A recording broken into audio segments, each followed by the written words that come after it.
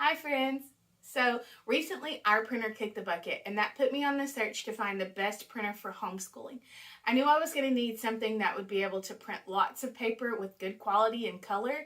And so we're going to talk today about what I found. This is the EPSON Ecotank 3850.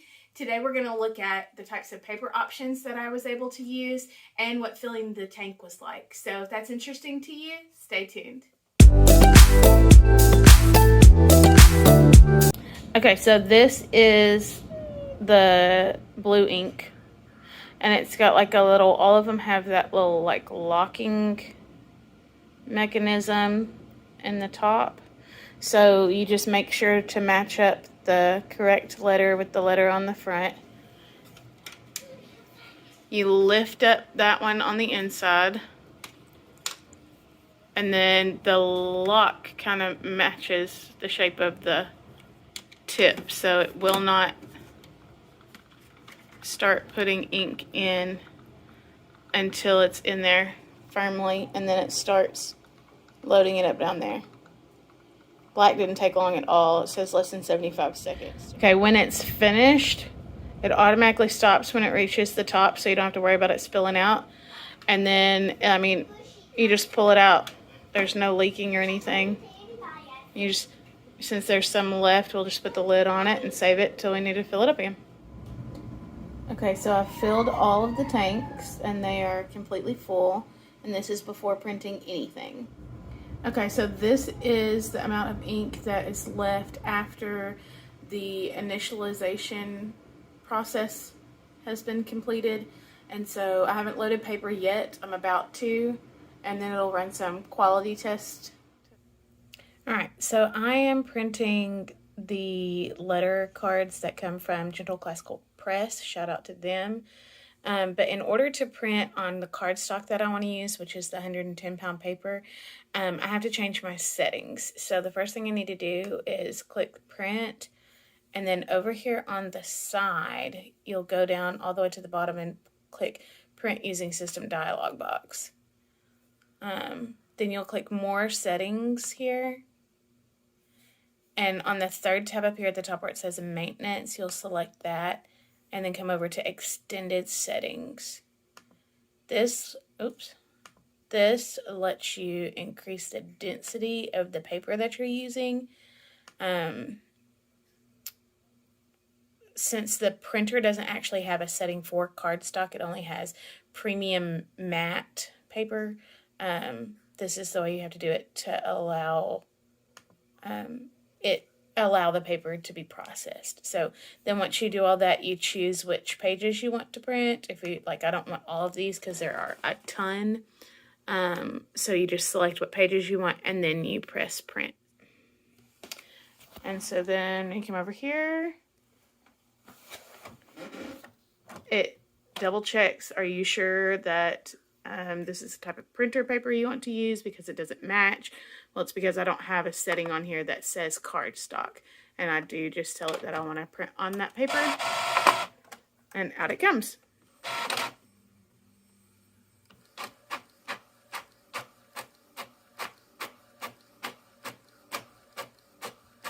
And I feel like the speed is pretty good considering the thickness of the paper. So there it is.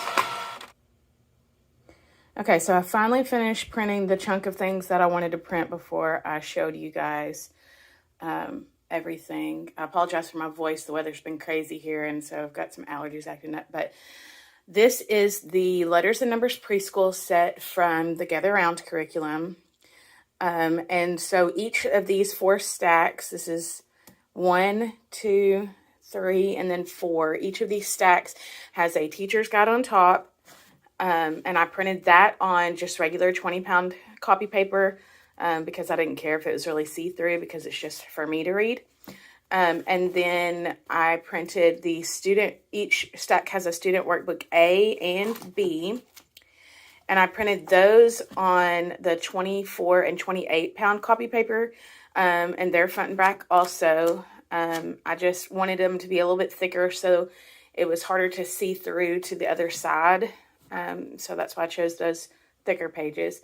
So as you can see, that's pretty, I mean, it's pretty good clarity on the color.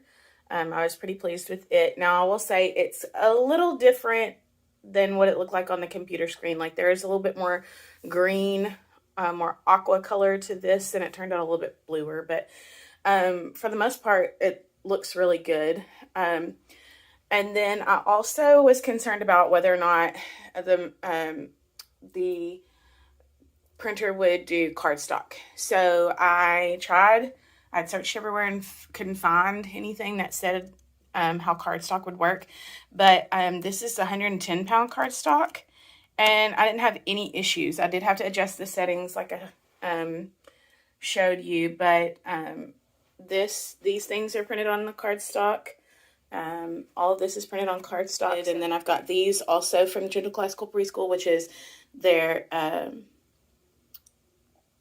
like daily what we're going to do today chart. And then the rest of this is mostly just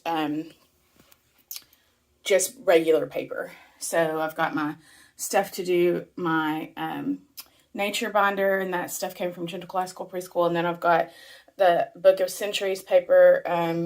That's just regular copy paper that I bought off of Teachers Pay Teachers that I'm going to make. And then this is just some planning things that I'm going to use. But all in all, I feel like it's printed really well. And let me take you over now to the printer and show you how much ink I still have left after all of this, and the total number of copies that I've made so far. Okay, so this is what my ink tank looks like now after all the copying that I've done. And to figure out how many pages I've printed, I just go over on my screen to settings, click OK, and then go down to print counter. So I have printed almost, close to 2,000 pages, the majority of which was color, and I still have this much ink left. I think that's fantastic. Okay, so now that you've seen all about the printer, let's talk about some pros and cons and what I like and don't like. So first off, I was really concerned about the way that the liquid ink goes into the machine. I had seen printers like this before, and I thought that would be a big mess, but it was not. I didn't have any issue with that, and that is a thumbs up. Also, I mean, this particular model has the tray on the top where you can paper feed at the top, and it also has the scanning option, so I like that. If you don't need this piece on top, then you can go down a model, and it's the same setup, except for it just doesn't have the feeder tray. That's good. I want to have the feeder tray for when I'm trying to scan and like email longer documents, so I think that's great. It's kind of loud. It's louder than other printers that I've had before, but it's not enough to like wake up the family in the next room. So that's not a big deal either. On all of the paperwork that I've seen, I researched before purchasing to see whether or not it would print on cardstock. I didn't see anything on the internet that said yes, it could, but with the details that I showed you on how to change your settings, it worked well. So I printed on all sorts of different kinds of paper, and I didn't have any issues with it, so that was fantastic. The only other negative was that I did have to reset it a couple of times over the past week or two, just turning it off and turning it back on because it disconnected from the Wi-Fi. That's not a big deal, especially since our Wi-Fi hub is at the other end of the house. So it's to be expected that sometimes it's going to lose the connection. But I just had to turn it off and turn it back on, and that was not an issue. The price point was good for what I'm getting. I like the size, that it's compact. And it did everything that I wanted it to do. So the color could have been a little bit better compared to what's on my screen. I'm especially pleased. My favorite part, the part that I thought would be the worst part, the ink. Oh my goodness. I printed so much stuff, and the ink is still at a very good level. So, and I still have some ink left over from the original bottles that they gave me. So I could top this off from what was in the box originally and not have to buy ink for a long time. So I really love that. The price point for the ink is even better than the old cartridges I had with my HP. So I love that too. And I forgot to mention too that this does do double-sided, this particular model. So it will take a little bit longer, obviously, but it will print double-sided. That was another reason why I purchased this machine as well. So if you're a homeschool family that purchases digital files and prints them at home, this printer is perfect for you. So all in all, I give the EPSON Ecotank 3850 2 thumbs up. It does everything I want it to do, and it's fantastic. If you want to know more about it, or if you have any questions, leave that in the comments below. And we'll see you next time as we explore education, ministry, and more.